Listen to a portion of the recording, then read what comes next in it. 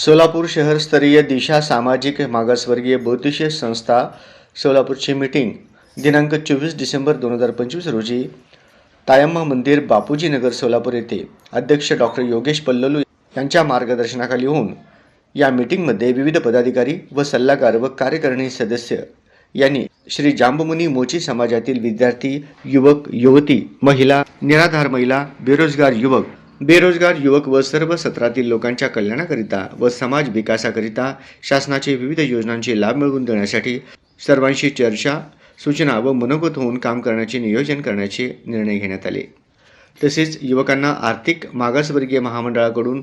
कर्ज उपलब्ध करून स्वयंरोजगार व छोटे मोठे उद्योग निर्माण करण्यासाठी प्रयत्न करण्यासाठी कटिबद्ध असल्याचे त्यांनी सांगितले। प्रस्तावना नरसिंग मिसालोलू यांनी केले,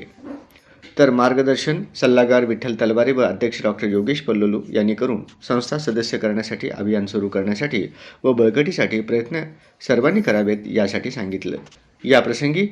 उपाध्यक्ष नरसिंग पंदिलोलू, खजिनदार लक्ष्मण मिसालोलू,